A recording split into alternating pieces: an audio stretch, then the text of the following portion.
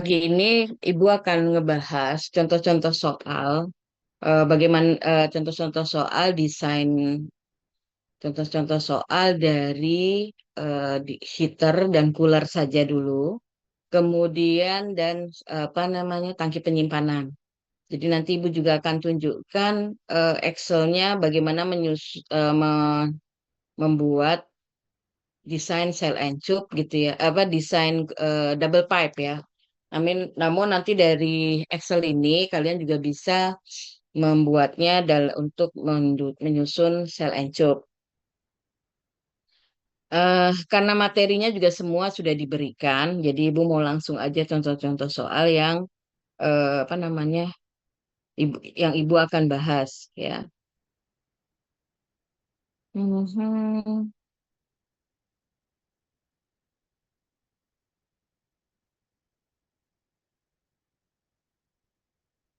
Nah, di sini nanti Ibu juga akan jelaskan gitu.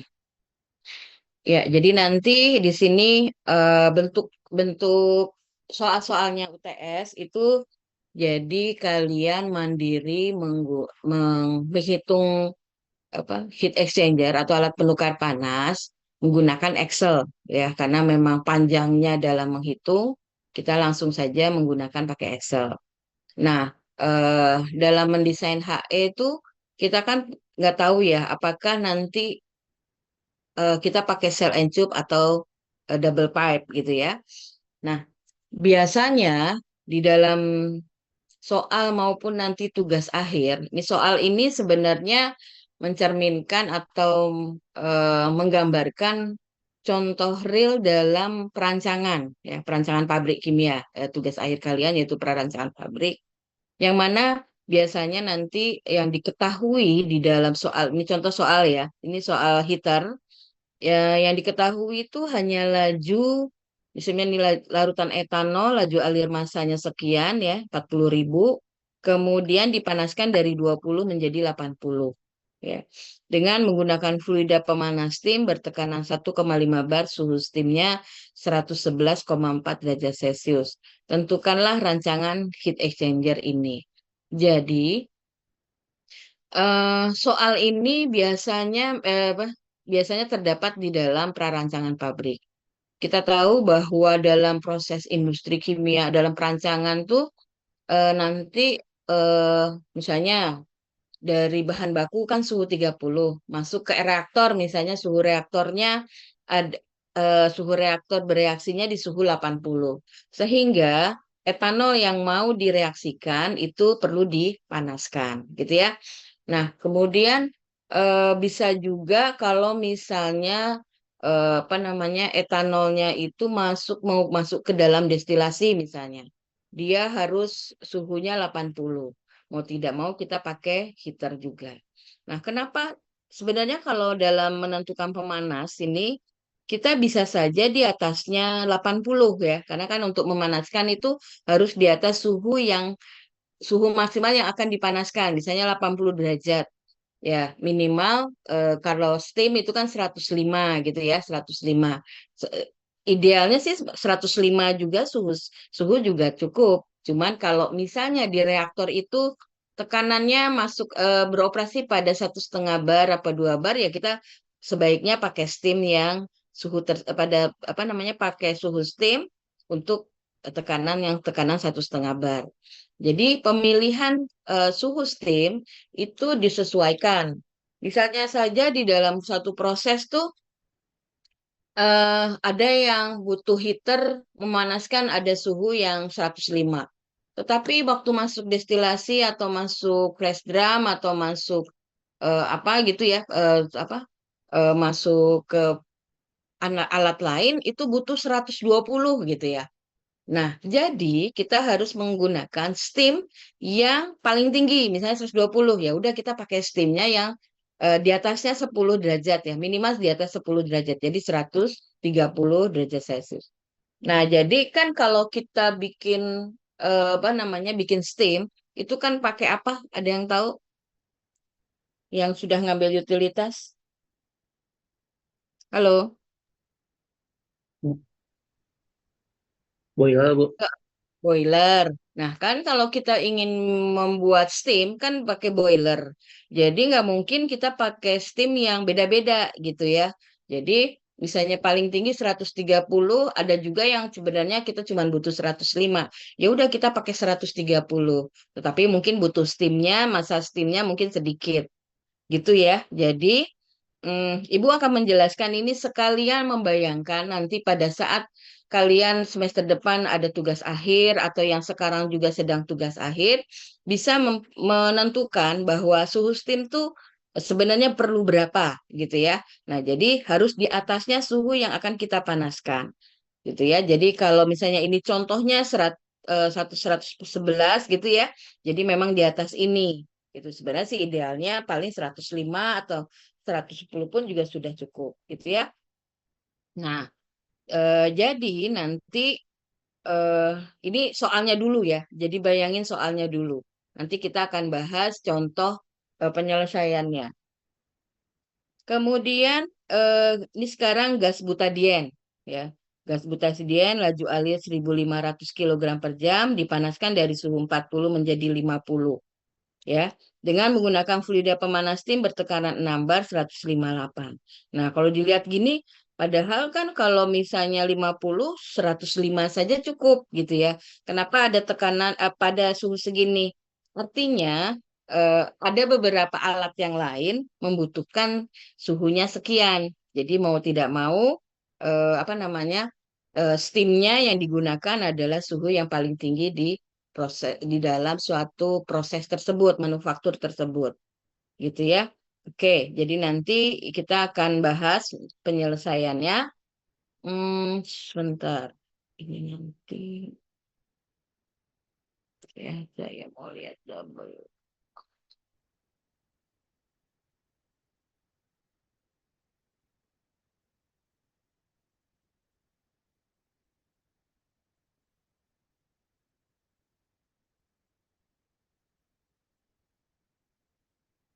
Ya, jadi gitu ya. Nah, sekarang pemilihan steam seperti itu. Nah, sekarang pendingin cooler ya, contoh cooler. Nah, cooler ini contohnya misalnya gini, desain cooler untuk gliserol dari suhu 90 menjadi 30. Nah, gunakan pendingin air dari suhu 20 menjadi 40. Kita tahu bahwa cooling tower itu kan paling misalnya karena di Indonesia tuh suhu lingkungan itu 30, sebenarnya air pendingin itu butuhnya air pendingin itu bisanya 30 gitu ya. Jadi karena kita tidak bisa mendinginkan dengan pendingin yang suhu masuknya juga sama gitu ya. Gimana bisa dingin-dingin ya? Jadi nggak mungkin. Makanya kita pakai air pendinginnya suhu 20. Suhu airnya suhu 20. Bisa saja 10, bisa saja 15, bisa saja 5 gitu ya. Bagaimana air pendingin itu bisa menjadi 5 derajat? Kita bisa mengalirkan ya apa ke alat yang namanya chiller. Ya, jadi chiller gitu. Nah, itu nanti bisa airnya yang keluar bisa suhu misalnya suhu masuk 30 ke chillernya ya, keluarnya bisa suhu 20, suhu 5, suhu 10 gitu ya. Jadi pendingin ini bisa saja misalnya oh ada yang pendingin pakainya doterm gitu ya. Kalau mungkin mungkin ada yang sudah TA mungkin tahu doterm. Jadi doterm itu mm, fluida yang bisa berfungsi sebagai pendingin atau pemanas yang dia stabil pada suhu rendah pun maupun suhu tinggi gitu ya. Tetapi harganya mahal dia doterm itu harganya mahal. Yang murah adalah ya air. Kalau misalnya pendinginnya pada air ya suhunya pada suhu 30 sampai 50. Kalau sebagai pemanas ya steam ya. Jadi air dipanaskan pakai boiler menjadi steam. Nah, cooler gini di sini apa namanya? Kita masukin jadi kita nggak menghitung chillernya tetapi airnya yang pendingin 20 sampai 40. Kenapa kita merancangnya cuma 20 sampai 40? Kenapa nggak 20 sampai 50 gitu ya? Atau 20 sampai 30 atau 20 sampai 30 ya. Jadi maksimum apa namanya? Delta T air gitu ya, dia mempunyai kemampuan hanya sampai 20 derajat. Delta T-nya 20 derajat. Jadi ini udah maksimal ya 20 sampai 40. Bisa saja 20 sampai 35 gitu ya. Jadi kalau 20 sampai 45 itu udah tidak mungkin karena memang kemampuan airnya bisa apa namanya? Delta T-nya bisanya 20 gitu ya. Jadi nanti ini catatan-catatan yang perlu kalian apa namanya? Note gitu ya, beri catatan untuk bagaimana memilih media pendingin maupun media pemanas ya. Eh, Bisa saja pendingin ini pakai pendingin udara ya, pendingin udara.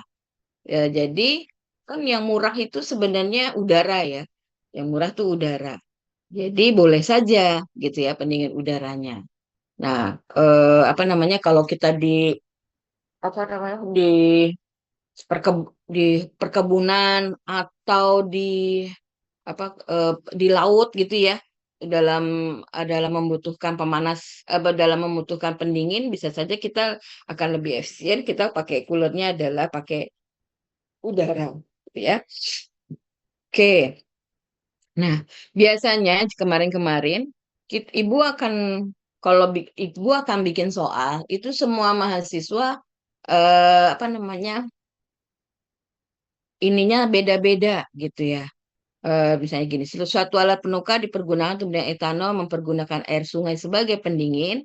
Banyaknya etanol yang didinginkan. Nah, ini nih laju masanya beda-beda. Misalnya dari suhu 60 sampai 30, pendingin air masuknya dari suhu 25 menjadi 40. Ya, jadi besarnya penurunan pressure yang diizinkan adalah 10 PSIA. Tentukan dimensi alat penukar kalori yang sesuai dengan proses ini. Jadi nanti sifat fisiknya akan diberikan ya, karena waktu juga ya, kalau kadang-kadang kalau butuh waktu ini. Tetapi kalau misalnya bisa, kalian juga sudah bisa menggunakan HISIS, itu bisa ngambil datanya dari situ, gitu ya. Kemudian, nah nanti setiap mahasiswa beda-beda nih laju alirnya, sehingga apa namanya bisa menilai kemampuan mahasiswa itu ngerti atau tidak, gitu ya. Tapi kalau sama semua ya nanti yang ngerti satu, gitu ya, yang 10 ngikutin gitu ya. Jadi ini nanti seperti itu. Oke ya, jadi ini HE sebelum itu. Nah, jadi nanti ada kemarin mungkin udah Ibu kirim ya. Ini chemical properties untuk data-data ya, sifat fisik yang dibutuhkan dalam mendesain di HE maupun vessel ya. Kemudian buku Karen ini nanti kalian kalau misalnya mau mendesain atau mau belajar lebih detail yang sedang tugas akhir bisa dilihat bab 6 dan bab 7. Jadi kalau Karen itu double pipe itu counterflow dan contoh soalnya itu ada di sini ya. Jadi nanti biar lebih ngerti. Kemudian bab 7-nya tentang sel and tube. Kalau buku Carlson itu bab 12 ya untuk sel and tube-nya gitu ya. Kemudian apa lagi ya? Oke, di sini ringkasan cara Ibu mau ini dulu sebelum membahas contoh Excel-nya gitu ya. Kita perlu tahu memang langkah-langkah urutan bagaimana mendesain heat exchanger ya. Tunggu sini dulu nih. Oke. Jadi kalau kita lihat di sini ya. Eh Di sini tahap-tahap awalnya. Jadi tentukan ini di sini key-nya ya. Neraca energi yang diperlukan untuk menghitung laju panasnya. Ya, jadi yang biasanya diketahui kayak dari soal tadi itu adalah panas fluida yang ingin dipanaskan atau fluida yang ingin didinginkan. Jadi key-nya. Nah, kalau key-nya itu rumusnya MCPDT, berarti kita butuh CP-nya. Nah, di sini nanti apa namanya karakteristik sifat-sifat fisik dari fluidanya ya, collect physical properties. Jadi data-data baik itu kapasitas panas, densitas, konduktivitas dari fluidanya. dibuat pada suhu rata-rata saja. Misalnya masuknya 30, keluarnya 50, dia ngambil CP-nya pada suhu 40 ya, jadi suhu rata-ratanya. Untuk menentukan Q-nya juga gitu ya, MCPDT-nya. Nah, kemudian asumsikan U-nya ya, koefisien perpindahan panas total gitu. Nah, memang kemarin ada Ibu kasih soal ya, atau dikasih memang soalnya dari tugas akhir kakak kalian ya.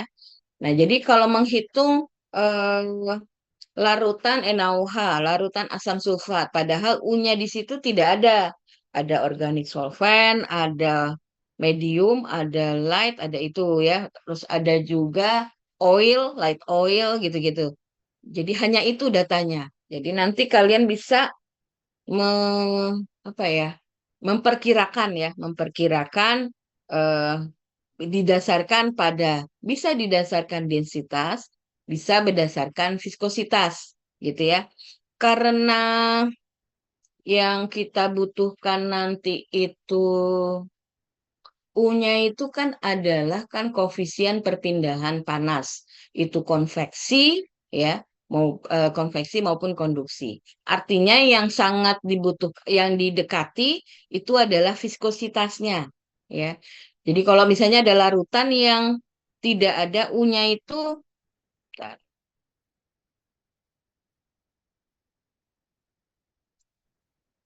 ya, U-nya, oh di sini nggak ada ya.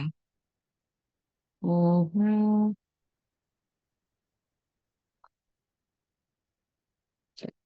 U, U, U, U. Nah, di sini ya contohnya eh misalnya larutan NaOH atau larutan asam sulfat gitu ya. Nah, di sini kan yang ada cuman ini hot fluida, cold fluida berarti dia cooler ya. Terus kalau nah ini kok ini adalah heater ya. Jadi pakai hot fluidanya steam, kemudian pendinginnya adalah air, light oil, organic solvent, gas, heavy oil, aromatik gitu ya.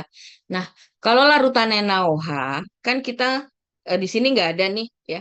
Nah, kita dekati dengan kira-kira viskositasnya berapa ya?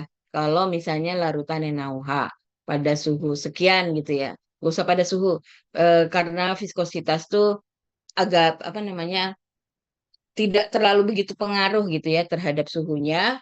Jadi kita bisa masuk ke mana? Misalnya light oil tuh viskositasnya berapa?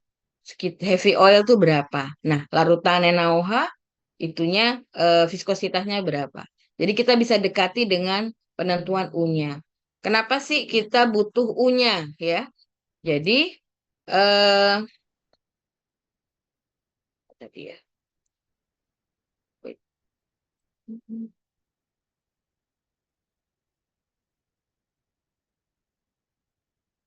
Nah, kenapa kita butuh U-nya ya? Karena dalam menentukan Q, ya, laju panasnya kan di sini MCPDT, delta Tm adalah suhu yang masuk keluar yang mau dipanaskan atau didinginkan dengan logaritmenya dengan suhu pemanas maupun suhu pendinginnya ya. Nah, sebenarnya yang kita perlu tahu itu kan adalah eh, apa namanya A-nya, luas luas bidang panasnya. Namun di sini U-nya kita juga belum tahu. Ya, makanya U-nya itu kita asumsikan. Nah, dalam asumsi ini kita bisa dekati tadi kalau misalnya dalam soal itu tidak masuk dalam apa namanya? Dalam penjelasan ini ya, U-nya di sini. Nah, kita bisa dekati dengan viskositas dari fluida tersebut dengan data yang ada di sini, ya. Seperti itu, ya. Kemudian tadi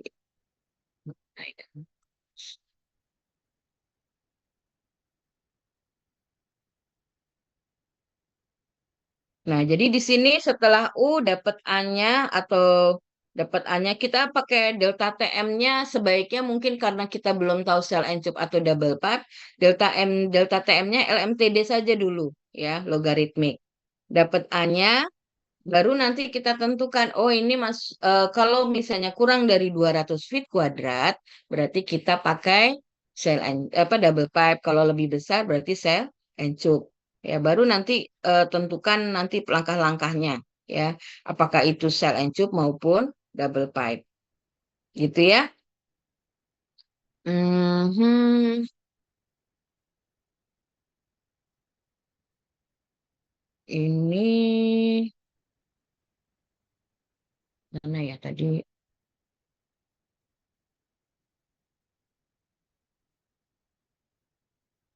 Nah, ini. Jadi kita tahu apa namanya? Nah, biasanya nah kalau yang ini nanti dulu. Oh, ya, jadi ini key-nya udah tahu, LMTD-nya pakai rumus ini saja, ya. Terus baru asumsi U-nya, ya, dari asumsi U tadi yang itu baru nentukan A-nya. Kalau A-nya lebih dari 200 feet kuadrat, apa namanya, pakai cell and tube, double pipe 200 feet kuadrat. Nah, kalau kita ternyata kurang dari 200 feet kuadrat, kita pakai double pipe, gitu ya. Nah, dalam pemilihan double pipe itu pasangan ya, umumnya kalau di buku Karen ya di bab 6 itu misalnya bagian anulus OD-nya 4,3 anulus, di sini bagian inner pipe-nya diameternya adalah inner pipe dari inner pipe-nya ya. Ini anulus, ini inner pipe gitu ya. Nah, kalau kita lihat di sini flow areanya ya, flow areanya untuk anulus itu ternyata hanya 3,14 in kuadrat ya. Sedangkan kalau inner pipe luas bidang panasnya atau luas fluida yang bisa ditransferkan tuh lebih besar 7,38 in kuadrat. Jadi diperhatikan bahwa untuk double pipe laju alir yang besar taruhnya di inner pipe ya. Kenapa?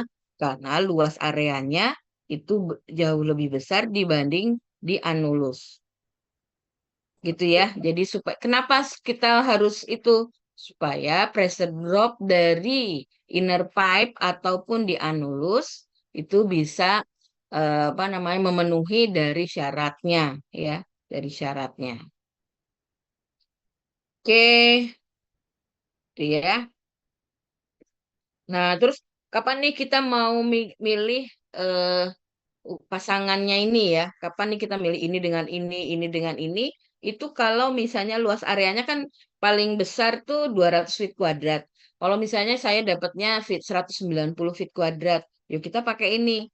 Kalau misalnya 100 feet kuadrat bisa pakai ini, bisa pakai ini.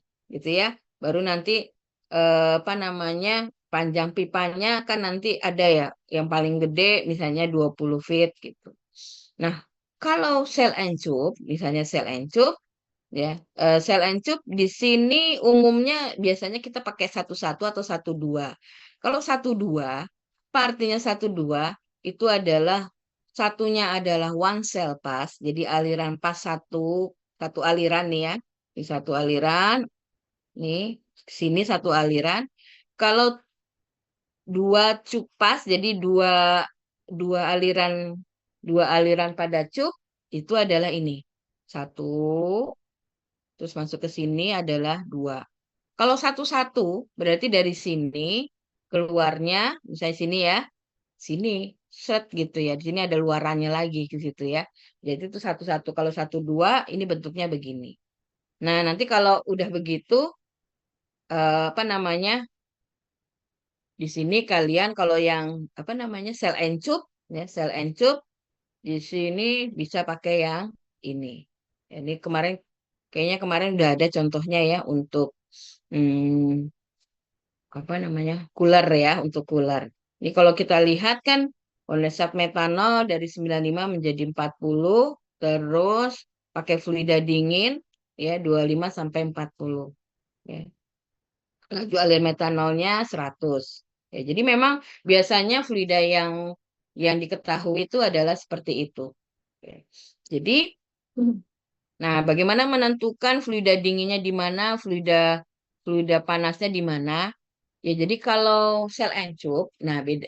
Kalau tadi, kalau penentuan apa namanya, penentuan di double pipe itu fluidanya tergantung dari laju alirnya fluida tersebut.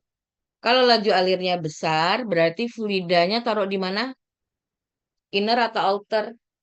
Atau anulus? Inner atau anulus? Halo, Inal Bu. inner ya. Kalau sel encup, kalau metanol sama brackish water, fluidanya taruh di mana yang apa namanya, di cup atau di sel?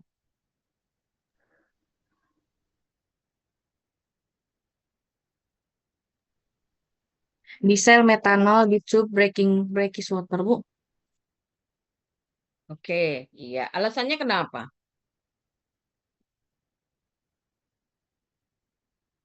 Halo, alasannya udah benar jawabannya, tapi alasannya apa?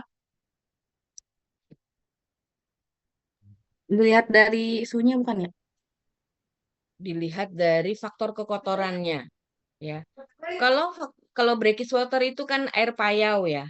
Air payau itu ada kandungan garam sedikit. Jadi kalau metanol kan itu solvent. Jelas faktor kekotorannya jauh lebih kecil dibanding brackish water. Nah, kalau karena tempat pembersihannya itu ada di cup, sebaiknya brackish waternya taruh di cup, gitu ya. Nah, sekarang kalau misalnya kita ingin apa namanya, heater ya, pakai heater. Nah, heater itu sebaiknya kan pakai misalnya pakai steam. Nah, kalau steam sebaiknya taruh di sel atau di cup? Ada yang tahu?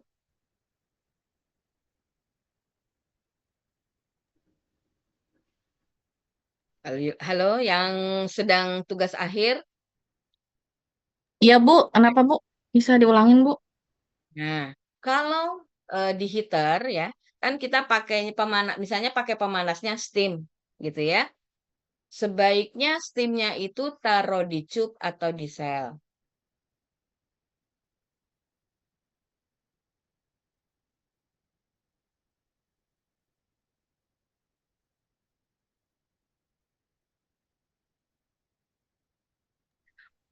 Halo, Buat ini ada pemanasnya ya? iya,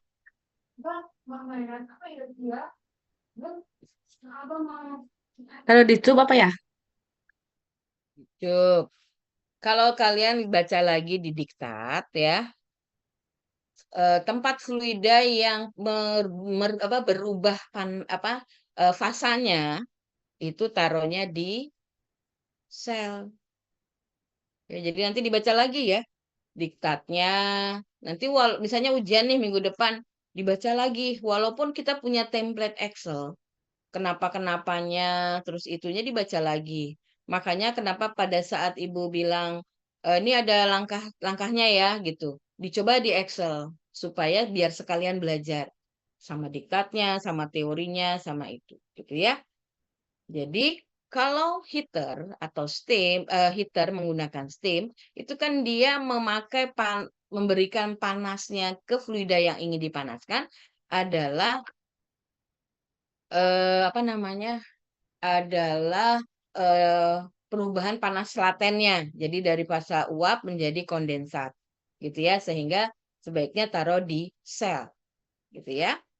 Oke, kalau di dalam soal ini, ini kan cooler ya. Hmm, mana ya? Yang terencu, cooler. Mhm. Let's see. Oh, di sini.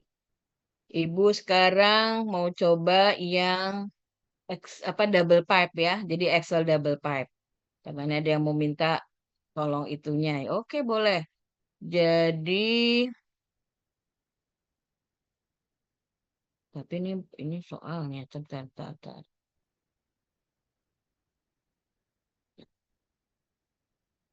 Oke, soal kita. Ini kelihatan nggak? Yang ini ya, kelihatan? Yang double pipe, perancangan double pipe, yang Excel, Ada Bu. Kelihatan, kelihatan Bu. ya? Oh, kelihatan. Takut salah aja nih. Bentar, ini dia. Oke. Jadi ini udah contoh langsung double pipe ya karena laju masanya. Nah, sekarang tadi kan di heater kalau pemanasnya pakai steam.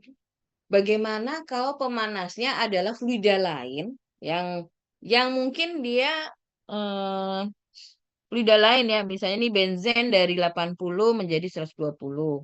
Menggunakan toluen dari 160 menjadi 100 derajat Fahrenheit. Nah, eh, di sini kan fluida panasnya kalau kita lihat toluen ya, dia toluen, terus fluida dinginnya adalah benzen. Nah, tadi pertanyaan seperti tadi, di mana eh, taruh di fluidanya itu, fluida panasnya toluen benzen itu, eh, toluennya atau benzennya taruh di mana? Di inner pipe kah? Di inner pipe, di tube kah atau di cell? Ini apa sih? Oh, double pipe ya. Enggak, kalau misalnya ini contohnya cell and tube ya. Misalnya cell and tube. Di dalam penukar heat exchanger-nya itu pakai cell and tube, mana fluida toluennya taruh di mana? Di sel kah apa di tube kah?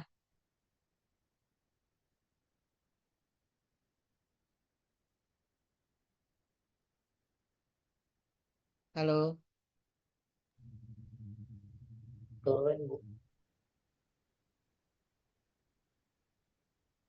Atau faktor faktor penentunya kan jadi gini, kan kalau selencup itu pemilihan fluidanya pertama tuh ya, kalau misalnya dia terjadi perubahan fasa sebaiknya taruh di sel. Yang kedua adalah kalau dua fluida tersebut kita lihat faktor kekotorannya, yaitu RD-nya gitu ya. Kalau faktor kekotorannya lebih besar, sebaiknya taruh di cup gitu. Walaupun misalnya dia sebagai pemanas. Ya, intinya itu ya. Jadi karena apa? Tempatnya membersihkan itu adanya di cup. Beda kalau double pipe. Double pipe eh kalau double pipe itu laju alir ya. Pemilihan fluidanya taruh di inner pipe atau anulis itu laju alir. Oke ya. Sekarang kita lihat contoh di sini.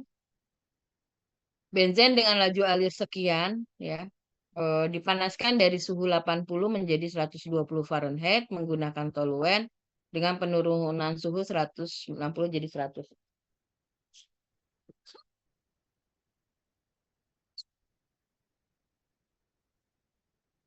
Nah, tentukan dimensi double pipe HE yang sesuai dengan proses ya. Nah, di sini nanti eh, temperaturnya dalam menentukan kapasitas panas, viskositas itu pada suhu rata-ratanya. Ya, jadi nanti bisa pakai high sys, bisa pakai Carios, tapi di rata-ratain terus nanti suhunya berapa gitu ya. Kan kalian sudah mencoba untuk buka Carios ya. Dari sekarang sudah membiasakan, bisa bisa buku Perry, Chemical Properties, bisa buku Carlson, handbooknya apa di bagian belakang itu sifat-sifat fisik CP, viskositas, konduktivitas di fluida ini ada ya. Kemudian jadi yang dibutuhkan properties data itu data fisik itu densitas, kapasitas panas, viskositas dan konduktivitas gitu ya. Nah, kemudian ini suhu rata-ratanya baru nanti apa namanya CPDT-nya densitas itu pada suhu rata-ratanya. Nah, hitung LMTD-nya ya. Jadi kalau tadi Ibu bilang kalau misalnya waktu nanti masih memprediksi sebaiknya nggak usah pakai faktor koreksi dulu, pakai langsung aja LMTD ya, LMTD T1 min T2. Nah, biasakan dalam mengerjakan di Excel itu ada rumusnya biar kalian bisa langsung koreksi gitu ya. Langsung koreksi eh, Benar nggak ini rumusnya gitu ya? Dengan rumus di sini kita bisa lihat kan, oh ini rumusnya udah benar gitu. Ya, jadi biasakan seperti itu dalam memberi mengerjakan di Excel ya, selalu ada rumusnya. Kemudian aduh ibu lupa lagi. Kasih tahu si Muhammad Abdul. Mhm. Nah, ini Ki WCPDT ya, ini untuk menentukan laju panasnya karena yang diketahui itu apa nih di sini kan yang diketahui dalam soal itu lajunya adalah benzen. Jadi yang tahu adalah panas benzennya dulu. Ya, panas benzennya. Nah, benzennya WCP delta T. Nah, CP-nya pakai CP yang rata-rata, ya.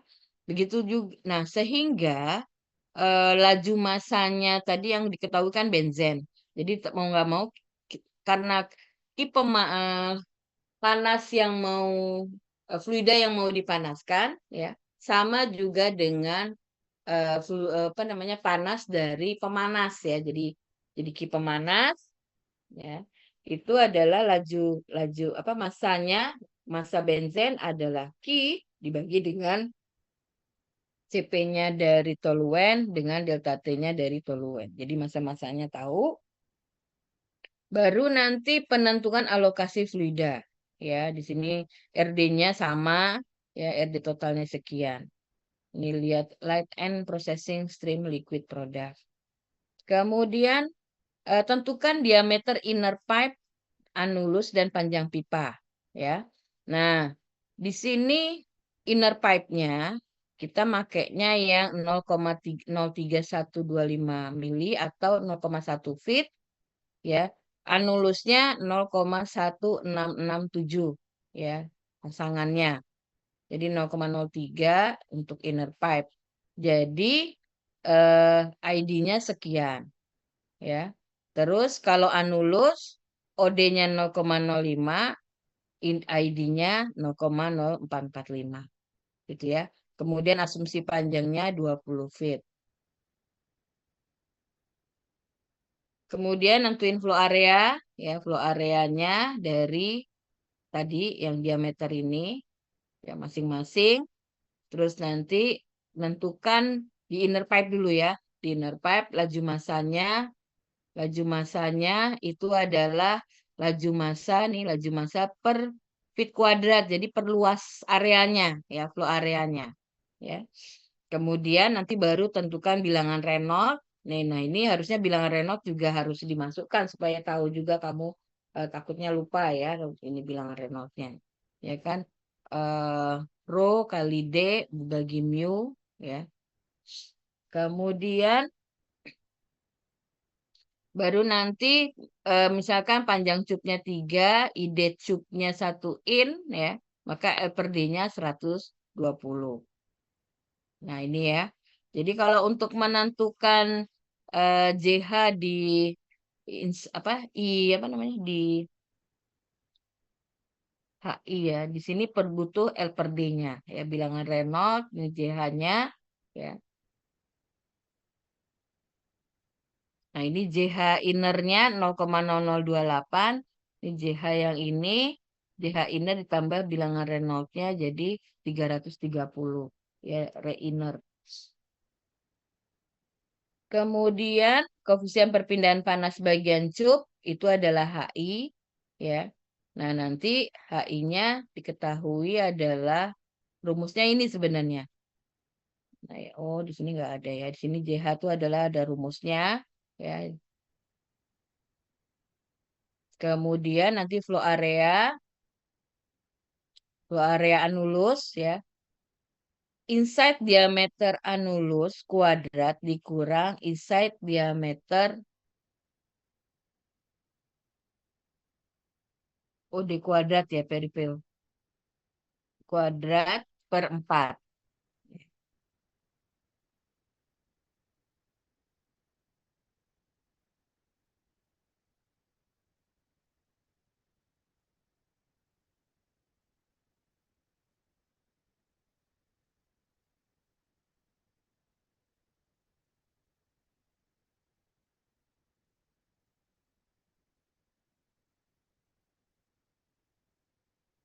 yang di inner pipe.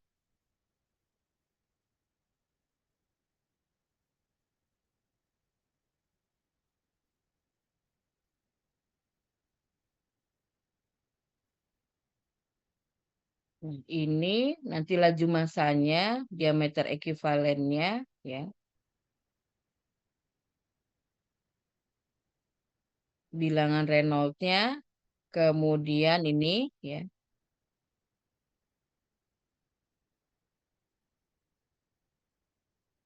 koefisien perpindahan panas dalam cup,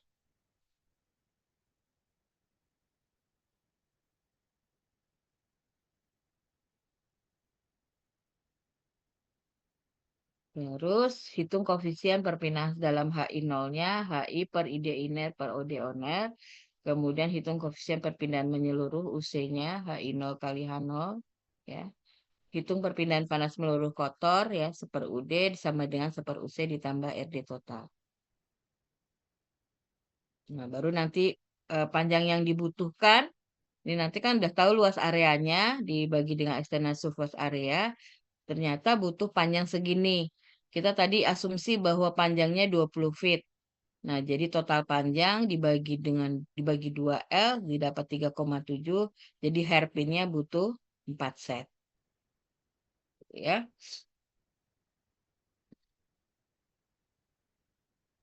Ini 4 set kan berarti nanti luasnya, ya, di luasnya beda ya. Jadinya nanti UD-nya dirubah lagi. Nah, nanti baru menentukan pressure drop-nya. Ya. Jadi pressure drop-nya, ya, kalau di anulus, di epsilon adalah inside diameter anulus dikurang outside diameter inner pipe.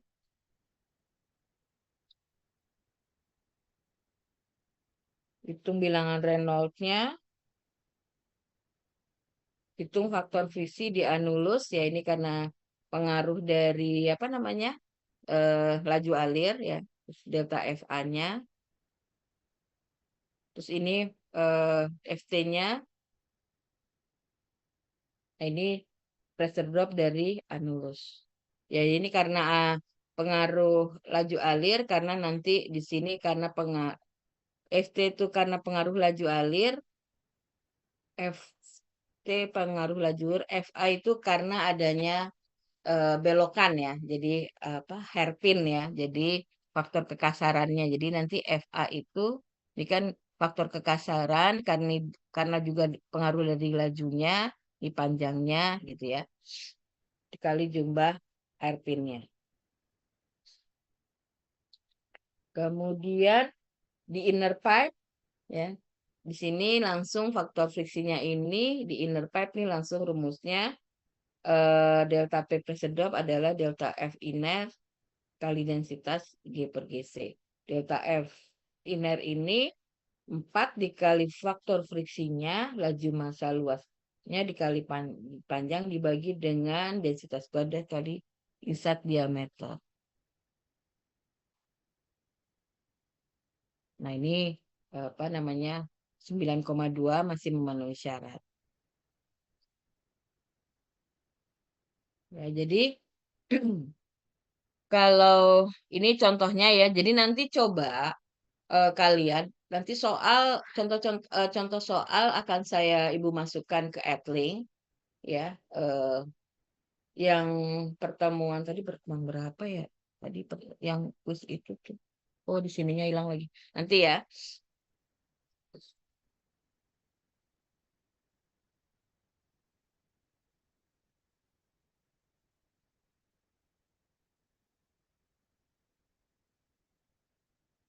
Ya, jadi nanti eh ibu akan kembali lagi di soal tadi.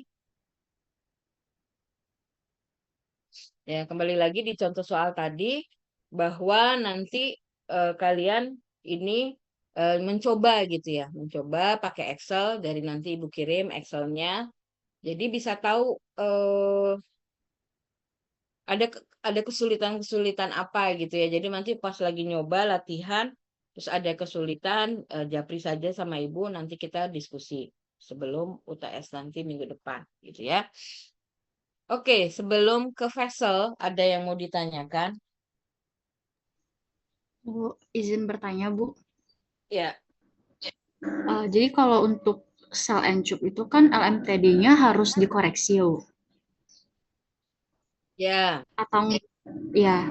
Nah, terus kalau misalkan untuk template-nya, Bu, itu nanti beda sama double pub nggak? Double pub yang akan Ibu kirim nggak, Bu? Ya, beda. Kamu harus ngerjain sendiri. Karena kan sebenarnya bisa ya. Kalian juga double pipe ini juga kalian kan bisa.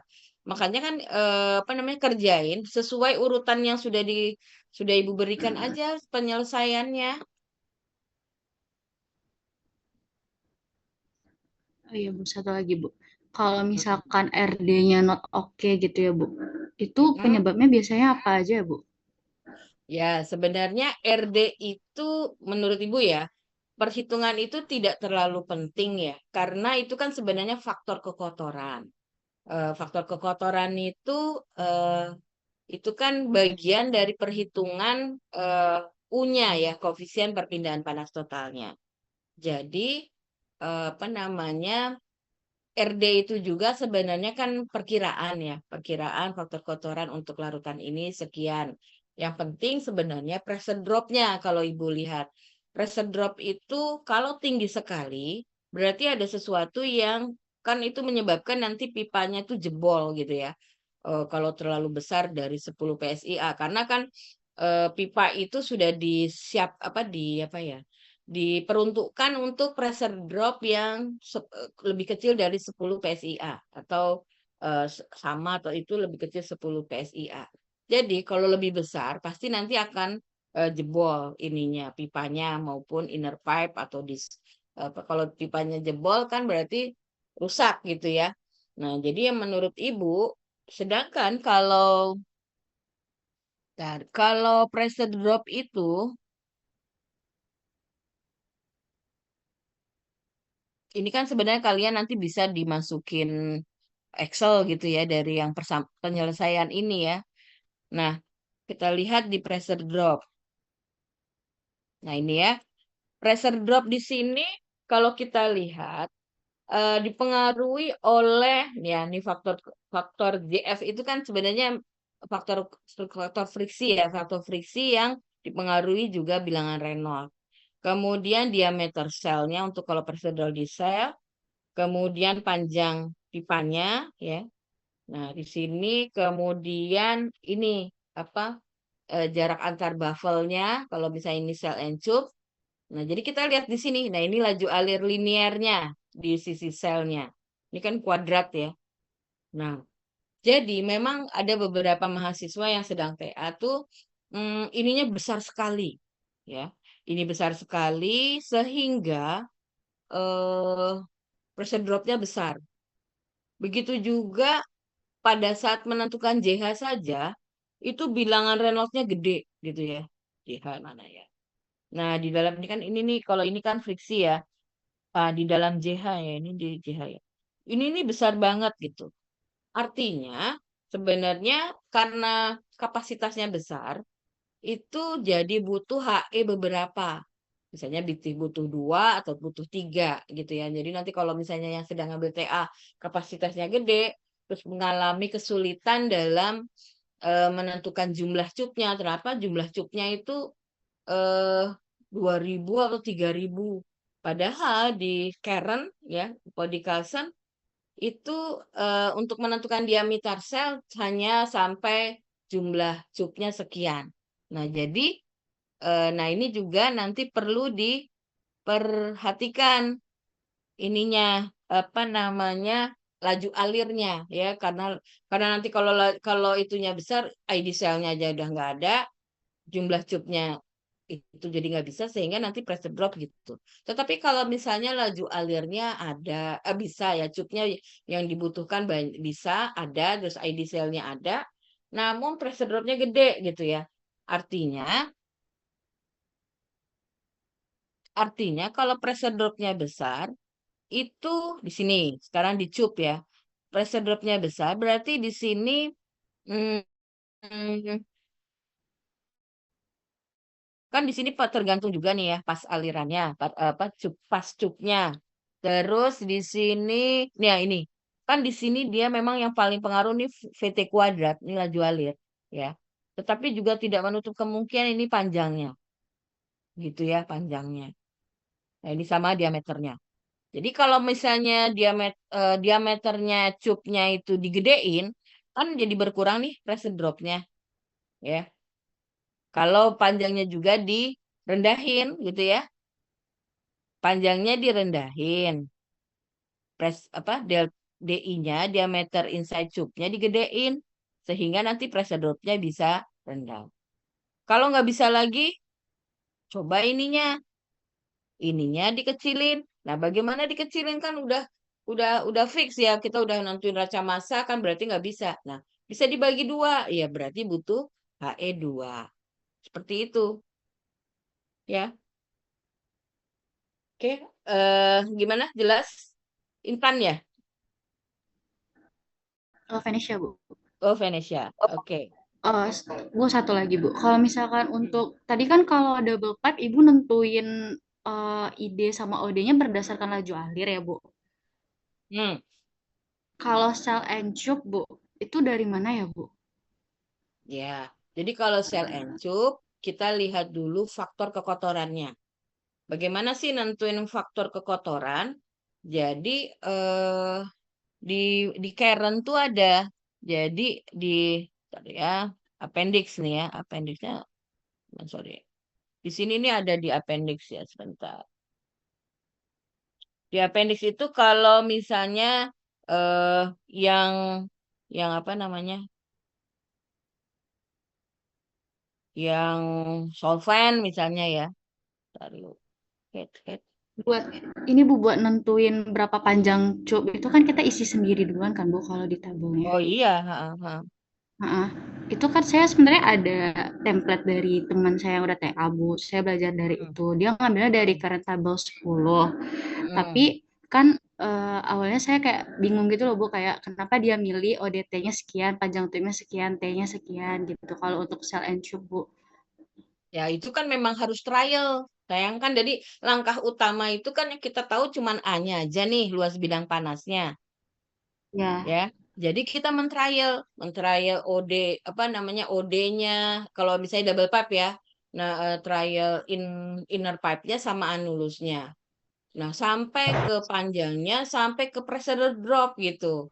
Nah, kalau pressure drop-nya lebih besar ya kita ngulang lagi OD-nya makanya butuh Excel tuh seperti itu. Memang nanti kalau kalian sudah tahu cara perhitungannya atau kendalanya, mungkin pada pertemuan keberapa kita Ibu akan apa ya? Akan memberikan program yang namanya seperti kalau misalnya HISIS itu ke proses ya, distilasi gitu-gitu ya. Nah, ini namanya HTRI, heat transfer apa? HTR Research Institute ya, Heat Transfer Research Institute. Jadi dia programnya HTRI namanya. Nanti akan diberikan oleh alumni juga yang memang khusus ke proses engineering sehingga nanti kalian bisa tahu nih masukin datanya kayak HISIS saja lebih gampang kan? HISIS tuh cuma sekarang ini kalian perlu tahu nih cara menghitung dasar HTRI programnya jalan itu tuh sebenarnya dari mana ya? Dari yang buku handbook ini, dari Karen, dari Carlson. Jadi penentuan kenapa sih Pak OD-nya sekian, terus ID-nya sekian ya dengan apa namanya ketebalan tertentu sama panjangnya. Yaitu sebenarnya nanti kita tahunya desain kita itu benar dari pressure drop-nya sudah memenuhi belum kurang dari 10 apa namanya aman nggak tuh nanti apa namanya pemilihan alat itu gitu ya jelas ada yang masih masih bingung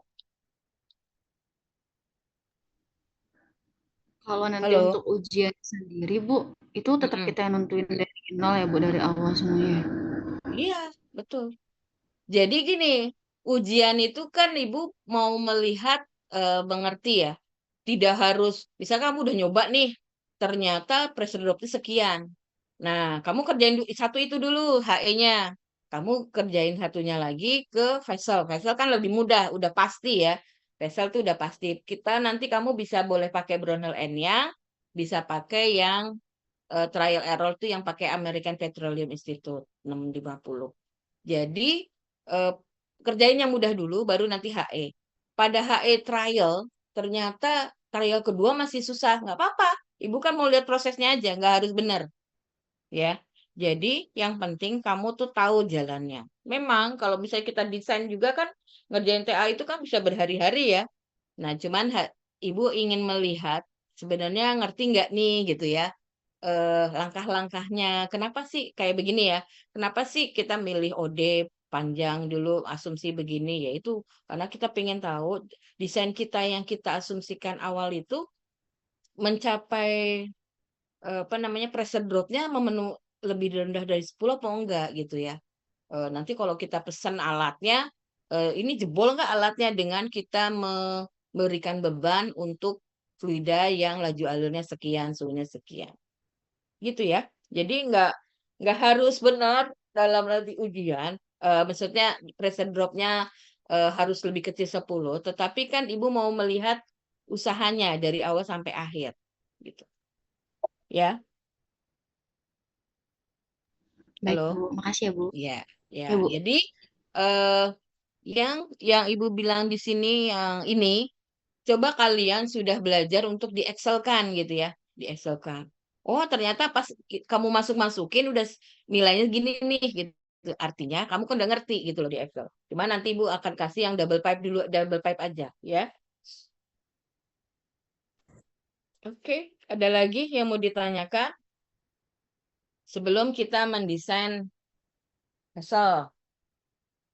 Bu, mau nanya Ya. Bu, kalau Fooling Factor itu ada di buku ya Bu, soalnya di PPT tuh dilihat berdasarkan tabel di Fooling Factor katanya. Itu Nah, di buku ini apa ya Bu? nih Karen ya di tabel 12. Nah, ini juga yang tabel 11. Tadi misalnya kamu bilangnya yang 14, yang 13 ya untuk double pipe. Kamu bisa lihat dari sini. Nominal pie size IPS dalam in. Misalnya kita ngambil 4. OD-nya tuh 4,5. ID-nya tuh ini. Tergantung schedule number-nya ya. Berarti 4,25. Nah, yang inner pipe-nya 3 nih. Yang 3 nih. Nominal pipe size-nya IPS 3 gitu. Nah, itu sebenarnya OD-nya 3,5, ID-nya sekian untuk yang inner pipe. Nah, ya ini ngambilnya di tabel 11. Kalau fouling factor ini di tabel 12. Kalau misalnya kita pakai cooling tower, cooling tower. Ya, air pendingin ya, air sungai. Pendinginnya adalah air nih, kita lihat di sini. Air itu ada yang river water, kelihatan nggak kalian? Kalau pakai laptop sih kelihatan ya.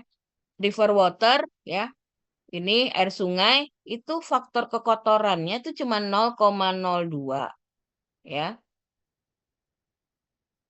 ya. Terus kalau ini nih minimum 0,2. Tapi kalau air laut 0,0005 ini falling faktornya ya. Nah, kalau brackish water 0,002 ya. Terus ini sih water velocity ya. Sorry sorry sebentar water. Falling factor ya kan temperatur heating ini 3 feet. Oh ini apa namanya? Ini falling factornya, cuma ini kecepatannya ya. Nah, eh misalnya kita pakai lada larutan ya. Tadi misalnya ini kan water ya. Kalau misalnya eh tadi kamu bilang eh, misalnya apa? Sorry. Toluen sama benzen ya. Toluen sama benzen kan kita lihat organ ini misalnya oil ya, ini gas ya kan, ini liquid. Nah, di sini ternyata liquidnya cuma organik ya kan. Ada juga liquidnya ada air laut brine ya. Ini nih nilai itunya falling faktornya gitu. Terus tanya tadi kalau NaOH apa ya gitu ya. Jadi masukin sini aja tadi kalau dia falling factor karena faktor kekotoran dan berhubungan dengan aliran fluida, jadi pendekatannya itu pakai viskositas saja, ya viskositas. Viskositas fluidanya kira-kira mendekati mana? Organika, ya, refrigerating, liquid, heating, cooling, evaporating nih. Misalnya distillation unit ini nih kalau apa nih 25 derajat api itu viskositas ya menunjukkan itu ya. Terus setelah di vacuum distillation overfed bubble tower.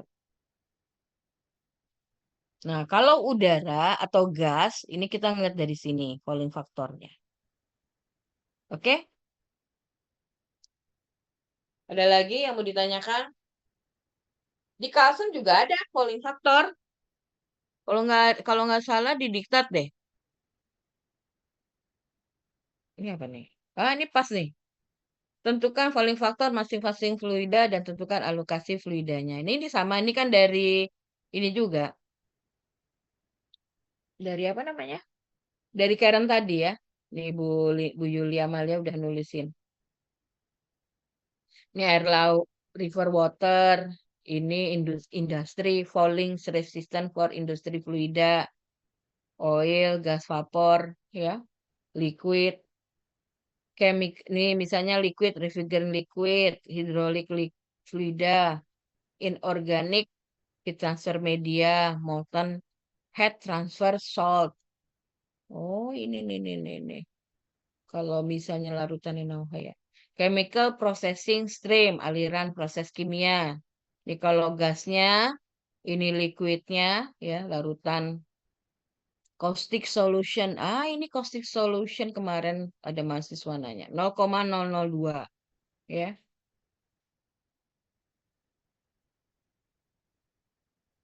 Nah, ini juga oil refinery. Jadi diktatnya dibaca ya. Jadi nanti pasti akan ketemu. Oke?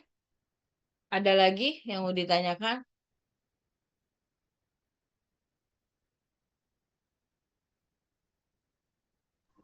Halo? Izin Bu nanya Bu, untuk diktat-diktat dan juga buku terus Excelnya boleh di-share di WhatsApp ke Bu? Bukannya ada di situ ya? Bukan Di ada di Adlink ya Bu? Adlink. Hah? Em, Kalau di Adlink cuma Coulson doang ya? iya Bu. Oke, nanti Ibu taruh di Adlink lagi ya, supaya nanti biar terdata. Oke, Oh ya. Baik, makasih ya Bu. yuk. Ada lagi?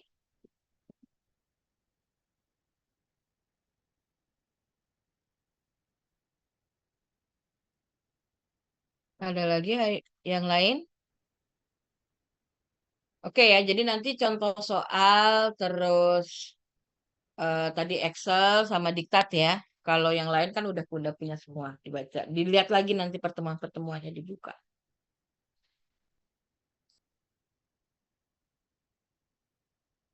Jadi emang ini ya.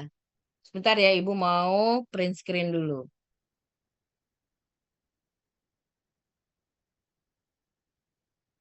Sambil print screen, ada yang mau tanya lagi? Jadi besok di minggu depan usahakan ini ya waktunya ya. Jadi nanti waktunya jam 8. Nanti karena kita membutuhkan itu, jadi Ibu nanti taruh di project room. Udah pada tahu belum project room? Halo,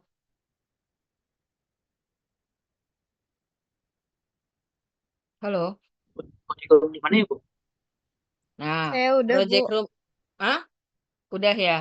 Udah, Bu. Jadi Minggu lalu kan sempat ke sana, Bu. iya, jadi yang lain yang belum, yang enggak, kemarin kita kuliah offline kan cuman 5 orang ya, dari 30 5 orang. Nah, jadi nanti ke gedung A. Pas di gedung A itu nanti ada lab penelitian, terus saja ya. Nanti di situ lurus saja. Jadi kamu masuk kan kalau masuk ke lab kimia fisik kan pintunya pertama. Nanti ada pintu kedua, kamu lurus saja. Di situ ada project room, perpustakaannya jurusan. TK. Nah, di situ. Karena di situ ada lab komputer. Nah, kamu udah pernah sama Bu Linda yang kompres maupun itu pernah masuk ke situ nggak? Belum pernah Bu kalau sama Bu Linda. Ya udah, nanti kita biar kalian bisa tahu ya bahwa nanti di situ. Nanti mudah-mudahan waktu HTRI kita bisa nyobainnya pakai komputer di situ gitu ya atau pakai laptop nanti Mbak Dwi Ratnanya apa namanya memberikan ininya dulu apa masukin programnya dulu nanti baru latihan. Mudah-mudahan dalam 2 minggu pertemuan itu kalian bisa apa namanya mencoba untuk yang HTRI. Begitu juga nanti yang reguler juga nanti Ibu berikan supaya apa perhitungan heat exchanger yang jelimet ini itu bisa menggunakan program. Tetapi kita bisa menggunakan program kalau dasar perhitungannya kita tahu. Gitu ya. Oke. Karena gini, apalagi yang sekarang di BRIN ya. Di BRIN tuh kemarin ada kerjasama dari Batan ya, Batan itu, Batan BRIN. Itu dia ngasih project atau bukan kerjasama, bukan ngasih project. Ngasih kerjasama dengan eh, program studi teknik kimia itu bagaimana mendesain reaktor nuklir. Nuklir. Nah, reaktor nuklir itu memang desain perancangannya kalau bisa tahu HISIS, tahu HTRI gitu ya. Jadi, oh saya pikir berarti memang dibutuhkan walaupun mungkin dari yang sudah bekerja misalnya memang sudah dianalis dan tidak mau pindah-pindah.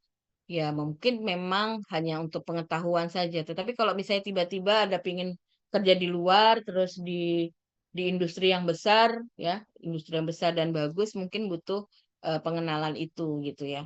Mudah-mudahan dengan belajar apa namanya desain HE gitu, kemudian tahu prosedur perhitungannya, juga tahu program-programnya, itu bisa nambah kompetensi. Gitu ya. Oke, ada lagi yang mau ditanyakan?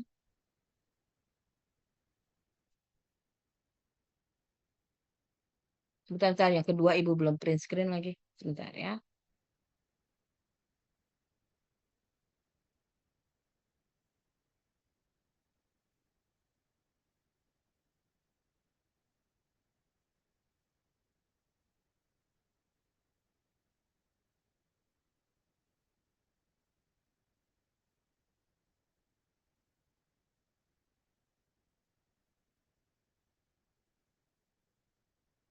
Oke, kalau udah ada lagi yang mau tanya? Oke ya, jadi memang ada beberapa mahasiswa yang mungkin mau bimbingan tentang alat. Jadi nanti Ibu akan memberikan waktunya gitu ya. Setelah mungkin minggu depan setelah UTS. Jadi silahkan bagi yang sedang mengerjakan tugas akhir dan tentang perancangan alat kalau mau diskusi di bagian alat maupun ekonomi ya. Belum satu lagi ya? Masih ada lagi, masih ada. Kok jadi Ibu lupa nih. Hmm, Vessel ya, vessel. Ya, udah deh. Oke ya. Jadi kalau HE tadi udah. Sekarang kita ke vessel.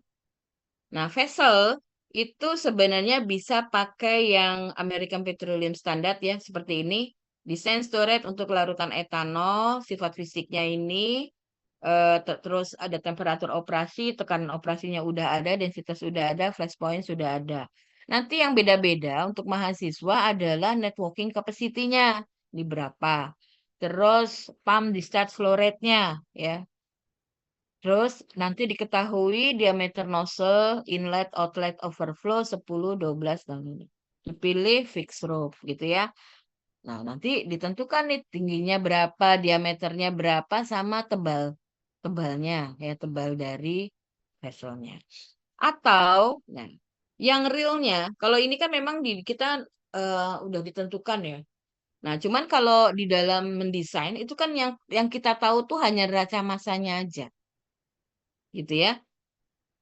Nah, kalau sebagai tangki penyimpan atau tangki apa namanya, tangki produk, ya, tangki penyimpan bahan baku maupun tangki penyimpan produk, itu tuh kita cuma tahu laju masa.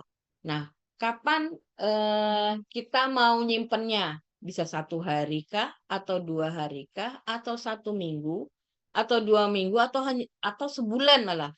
Nah, kapan kita memilih waktu penyimpanannya, ya? Nah, waktu penyimpanan itu tergantung. Kalau misalnya bahan bakunya itu ngambil di sekitar lingkungan pabrik kita ya, misalnya di kawasan industri, kita ngambilnya bahan bakunya dari situ, mungkin kita nyimpannya nggak perlu lama-lama, ya.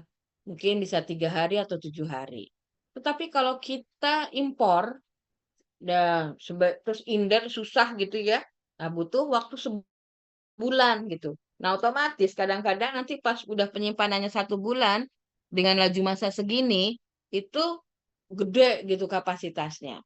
Nah, dalam mendesain apa namanya yang kapasitas besar bisa saja nanti akan menghasilkan beberapa unit gitu ya.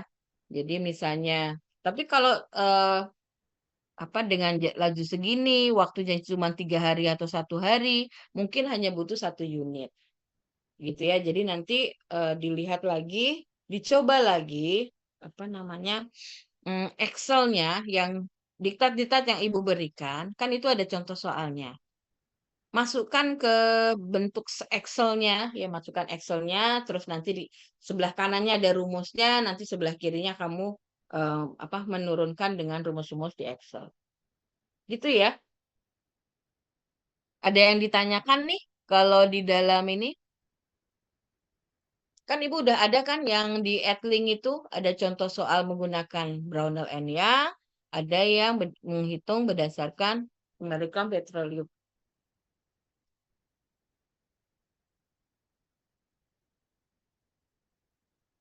Ada yang mau ditanyakan?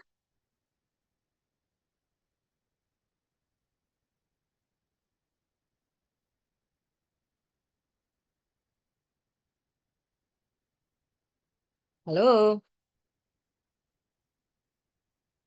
kalau vessel nggak terlalu susah ya. Jadi nanti kalau ujiannya ada 2, vessel sama itu, kerjakan vesselnya dulu, gitu ya. Vesselnya dulu, terus nanti itu. Nah, kita mulai minggu depan, itu kan jam 8 sampai jam 11.40 ya. Jadi karena di project room, ya itu siapkan aja kalian bawa minumnya, bawa cemilannya gitu ya, sehingga tapi cemilannya jangan bikin berantakan ruangan komputer. Jadi nanti itu ya. Jadi nanti kalau di ruang komputernya kurang, nanti di sebelah kanannya itu ada ruang ruang apa rapat ya, ruang rapatnya dosen maupun ruang sidangnya mahasiswa, nanti bisa ada yang di sebelah di situ. Jadi nanti siapkan sehingga Anda mengerjakan apa ujiannya dengan agak lebih santai. Dan tolong kalau bisa jangan telat gitu ya. Jangan telat supaya nanti tidak apa tidak tidak stres gitu ya karena waktunya jadi mepet gitu. Oke, ada yang mau ditanyakan? Bu, untuk template vesselnya nggak di-share, Bu. Ya belum, ini kan Ibu masih gini, nanti nanti Ibu kirim ke Oh, Edling. Ya, nanti Ibu kirim oh, ke Edling. Kalau misalnya tiba-tiba ini kok Ibu nggak masuk-masukin di WA aja di grup ya. Tapi habis ini Ibu akan masukin ke Edling. oke Bu, makasih Bu. Oke, kalau nggak ada nanti ke Ibu tutup. Tapi kalau ada yang mau bimbingan tuh siapa? Di sini ada Wulandari nggak sih ya? Wulan Andiri. Nggak ada ya. Kalau yang sedang TA mau bimbingan, boleh sekarang lewat Zoom. Tetapi kalau tidak ada ya kita tutup. Ada lagi?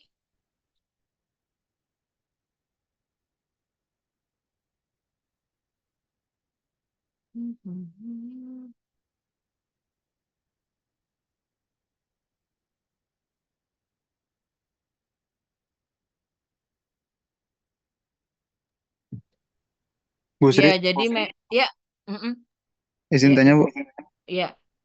storage tank sama vessel itu sama ya Bu? Ya, sama.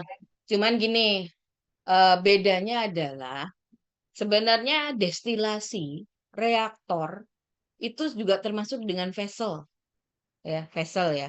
Jadi vessel apa tangki bertekanan gitu. Cuman kalau storage kan cuma menyimpan ya, menyimpan saja. Tetapi kalau apa namanya? Kalau reaktor itu vessel juga sebenarnya, tetapi kan ada perhitungan-perhitungan yang rada beda karena di dalam reaktor tuh ada apa namanya? Ada pengaduknya, ada pemanasnya gitu ya, jaket atau koil. Nah, kalau di destilasi juga sebenarnya vessel juga, cuman dia fungsinya untuk memisahkan apa dua dua apa namanya dua fluida gitu ya berdasarkan titik didih. Campuran fluida berdasarkan titik didih. Jadi hmm, tinggal kalau storage kan menyimpan ya, tetapi sebenarnya vesselnya untuk menyimpan. Tetapi kalau reaktor vesselnya untuk mereaksikan gitu. Destilasi vesselnya untuk memisahkan separator gitu. Gitu ya, Riko. Makasih, Bu. Ya, ada lagi?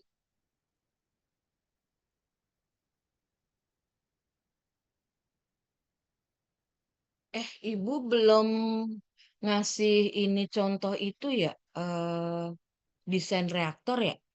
Udah belum ya? Halo, Apa Bu? halo. Desain reaktor udah Ibu udah pernah ngajarin belum sih? Oh ya, reaktor belum deh Bu. Waktu itu Oh, vessel belum Hmm, ya? doang. tunggu. Oh, pas dong. Oke. Oke ya, jadi nanti setelah UTS belajar dulu tentang heat exchanger-nya sama vesselnya. Nanti setelah itu eh, kita belajar apa reaktor, mendesain reaktor yang mana sebenarnya reaktor itu kalau CSTR, kalau tangki continuous stirred tank atau tangki berpengaduk reaktor, reaktor tangki berpengaduk itu eh tinggal nambahin perhitungan vessel udah tahu, HE-nya juga udah tahu, terus mixingnya kan juga tahu ya.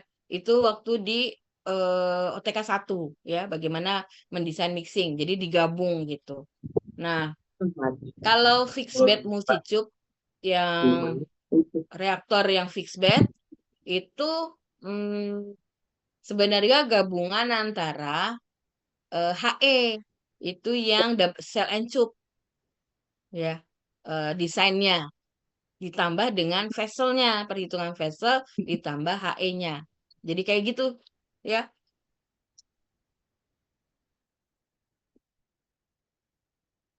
Jadi nanti kalau yang mau sedang TA lagi ngambil desain reaktor, ya nanti bilang ke Ibu aja, nanti Ibu akan kirim contohnya, contoh perhitungannya. Tapi kalau misalnya tidak ada, ya nanti aja Ibu kirim kasihnya setelah pas mau ada pertemuan itu. Oke? Ada lagi yang mau ditanyakan?